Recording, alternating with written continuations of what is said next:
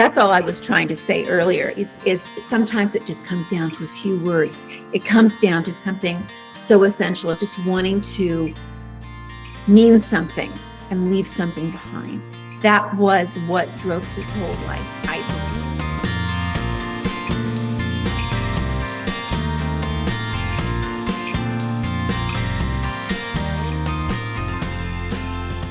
believe. Oh, well, thank you so much. That was very interesting. I hope that was valuable for you. Adam's got some really great thoughts. The idea is to just be thinking about this protagonist and making sure that even if we're not putting it on the page, that we have that sense of them, and not just the superficial needs, but those layered needs as well. That it's not haphazard, but that it is entwining with the plot points, the narrative arc of the story.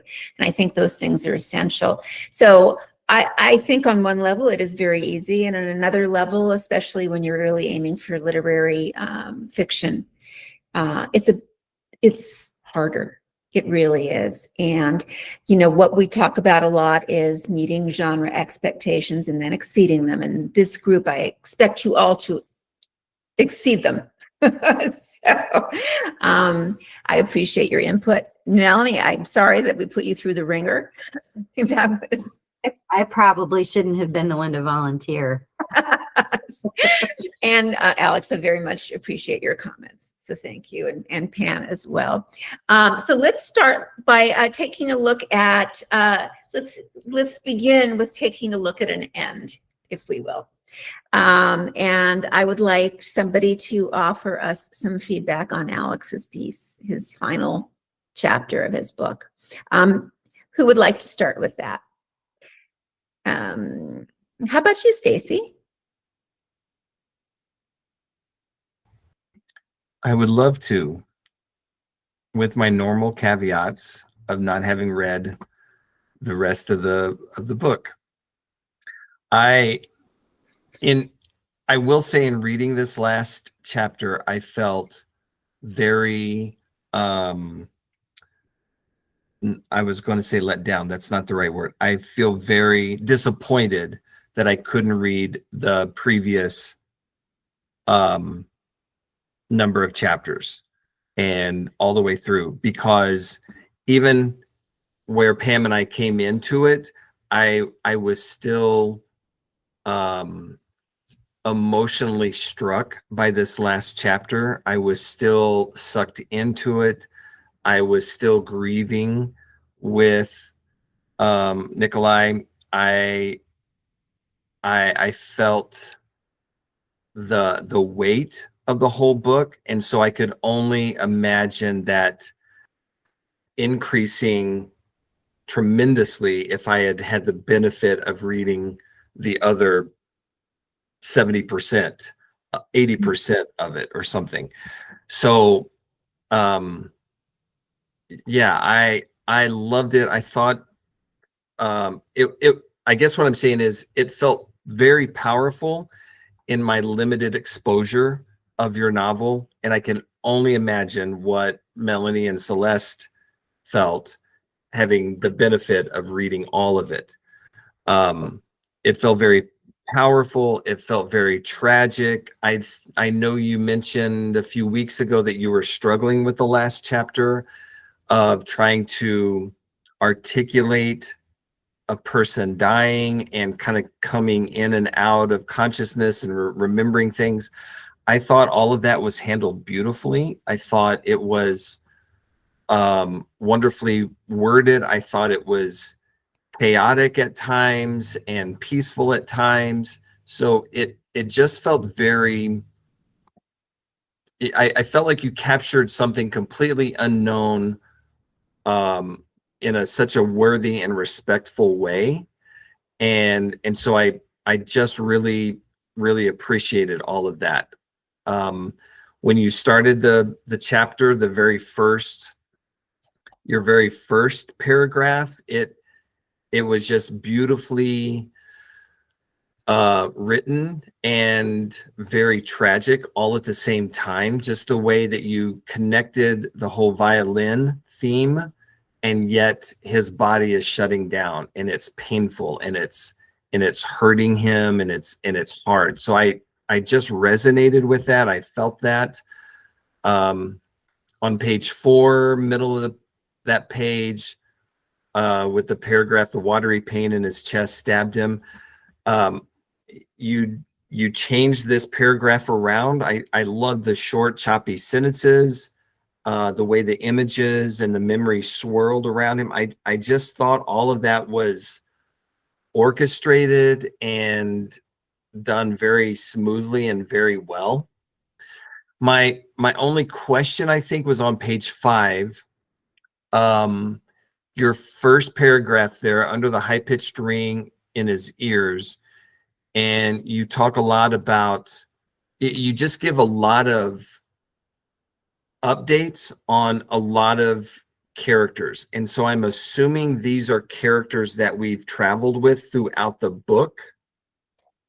If it's not, then it felt very unnecessary. But by the end of that paragraph, I felt like, okay, these must be characters that we've gone through extensively, and this is kind of your final update on them before the very end of the book. Is that correct?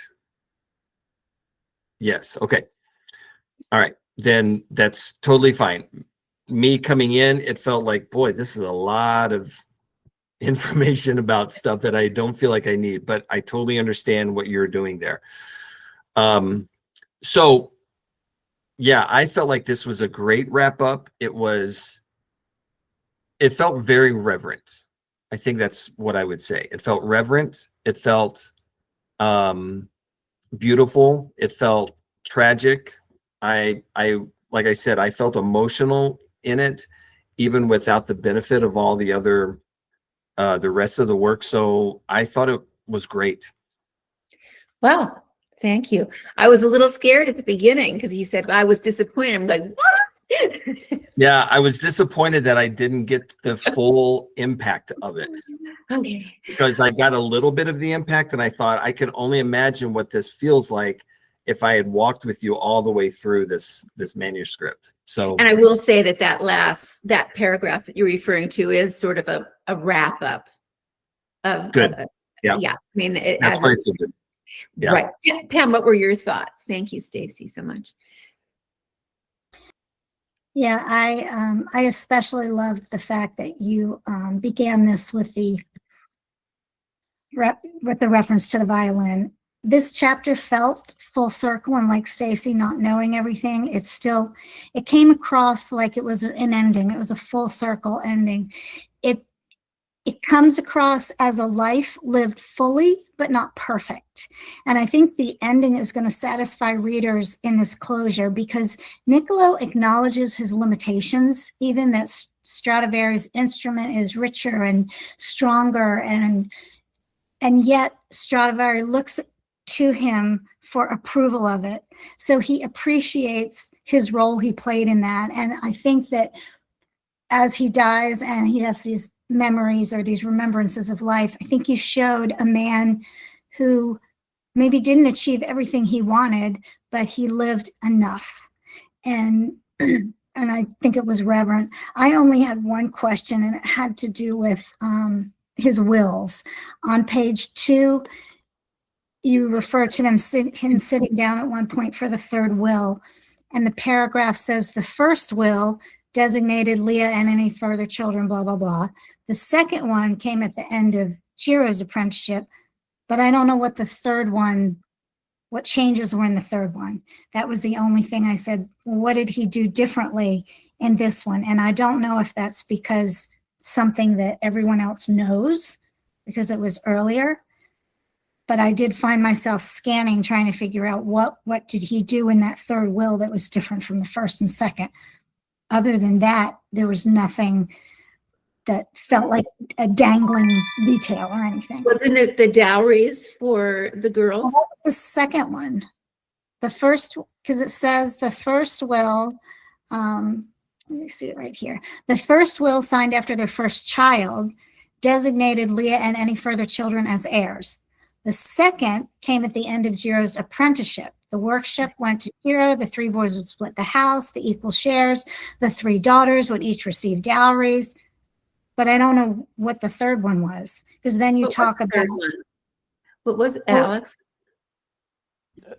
No, fair enough. I caught that in a reread over the weekend and fixed it. Good catch, Pam. This is the thing. The third Okay. will is the one they're looking at, but it's literally just adding 3 words in that kind of solves it. So yeah, it's Well, just there you that go. I didn't quite write it properly the first time. Good catch. Excellent note, Pam.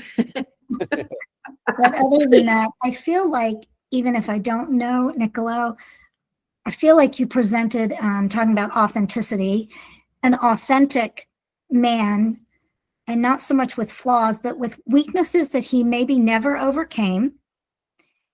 He still had some jealousy for those who were better than him, but he made his peace with it. And I think that is a very resonant ending for your readers. To make peace with that which you cannot change on your deathbed is powerful to me. Yeah, good, great. Melany, you've been with this novel longer. That's why I saved you for last. What were your thoughts? Well, it's gorgeous, absolutely gorgeous. I don't think I've mentioned this before, but I have really loved your chapter titles. It's just a minor thing. I love how, the bed he's thinking of as an instrument, and how it's fitting his body, and how his body is failing him.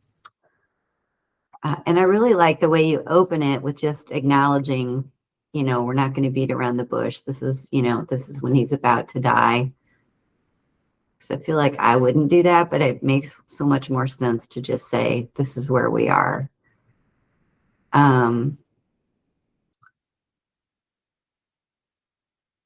I think you have some really good techniques in here to allow him to reflect, like with some memories or overhearing things, to, because that's tricky, right? Because of the state that he's in. Like when he, at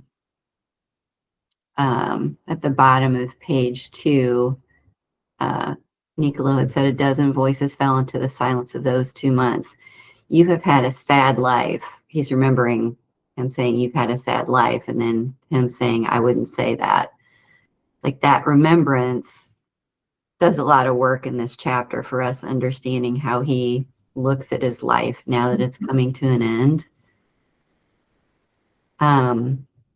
Coming back out of that at the top of chapter 3, the notary had given a knowing smile. People do say, as wealthy as Amati. Then the next sentence, the cool cloth pressed against his neck. That transition back didn't feel 100% smooth to me. Coming back into the present moment. I mean, I did get it, but I had to kind of pause for a second to see that. Good. Good note. On page 5, when he mentions the creation of the grand pattern, so I think I've only seen maybe 2 chapters more than Stacey and Pam. I don't recall if that's been mentioned before, and it seems like that might be the thing that is his contribution that is additive to the family legacy. And if that's the case, I wonder if that doesn't need a chapter of its own, because that seems pretty important. Whereas right here, it sort of feels like a footnote. But if that's what it is, maybe just consider if that needs a little more space in the story. I also couldn't totally tell like where in the chronology of his career that happened. But yeah, other than that, just gorgeous. And I'm just going to admit that I cried at the end. So that's always gold for me. I love a tragedy, but I mean, he just feels very 360 and beautiful, and tied up ends so nicely. And yeah, it was really, really nicely done. Great, thank you. And I will add that I read it again today. I had read it before and I cried again. In fact, a little bit harder than I did the time before. It's like, oh, this is ridiculous. I have a meeting in 10 minutes here. I got to get the Kleenex out, the mascara's run. But the bottom line is you did manage over the arc of this story to both show us something very simple. This is a great example of character development. The most important theme in this story, what do any of you have a sense of what that might be? Now that you've seen a part of it, you've heard the MCS. If you could describe in a word the most important theme, does anyone want to hazard a guess here or a thought? Legacy, I'm assuming. That comes all the way down to the core of his being. That is after 10, 15 whys. We get right down to wanting to pass something on, wanting to maybe break the shackles of a legacy that in a certain sense was a negative for him. His father's brutality, his father's lack of appreciation, and wanting to create something new. You've got that entwined character arc and narrative arc coming to fruition by the end, and his understanding of, imperfect as it is and imperfect as his life has been, of legacy and its meaning. So that's all I was trying to say earlier, is sometimes it just comes down to a few words. It comes down to something so essential of just wanting to mean something and leave something behind. That was what drove his whole life, I believe, or this is what I feel from this book. So I think it is as hard as that and as simple as that. And if we can achieve that, then we've really succeeded. So something to think about. Alex, I look forward to seeing. Alex is going to start over with us with his first 3 chapters that he's going to polish as beautifully as he possibly can with our group. And then we're probably going to work at an accelerated rate together separately from that. So he'll be here at the beginning of the year at the very least, right? And working on that with the group, and then we'll have to figure things out. But he has a goal of, don't mind my speaking out for you, I hope, of getting a certain amount done so he can finish a second draft probably mid-year. So he's going to be working on a very accelerated, at a very accelerated rate, which everybody is welcome to do, but it's a different track that you would be on with us. But I just wanted to tell you that this it did come full circle. It's very exciting, and as nice as it is, there's a lot of hard work ahead, and yet some of the most difficult things have been pounded out. That most essential thread, that string, that catgut, has really, is resonating. I mean, we could go crazy with the metaphor here, but we won't. But I think it was a very successful and emotional last chapter, which if we aren't all at some point thinking about, well, what have I ever done with my life? And, can you identify with this man? I think the answer is yes. So really well done, Alex. Did you have any questions for us at this point? No. The couple notes are totally valid, and I actually saw them in that reread and changed the transition from, it's like, no, you're totally, I used to have this thing where I'd be like, I never reread anything I've posted until the workshop happened. And I've actually stopped that because I think it actually kind of helps sometimes to catch a couple things, and then people bring it up in workshop and you're like, oh, good. I did fix that, so it can feel nice sometimes too, Well, anyway, thank you. I cried writing it, which is, absolutely necessary. Otherwise it's not going to work for the reader. And I was just hoping that at least there would be something of an emotional reaction in the end. So it's really nice to hear that there And- was. And yeah. And isn't that true? You really want, that to get it to resonate at that level, we have to give ourselves over to that protagonist. And Yeah. I think you've done that. On that note, I'm going to ask Alex to offer Melany.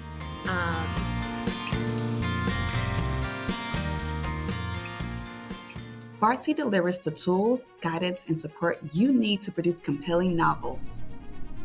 Our well-researched and thoroughly tested approach includes our minimum complete story, a 90-second exercise that keeps your writing on track while fueling creativity. Bardsy Publishability Index, a 23-dimension checklist that offers attainable goals and provides actionable feedback. And our brand new comprehensive character developer that helps you construct unforgettable characters. Come see for yourself at Bardsy.com today. Try our workshop or enter our first chapter contest. Then, when you're ready, Elite Membership delivers writing groups, personal coaching, and a curated community. With Bardsy, your work will captivate everyone, from agents to publishers, and, most importantly, your readers.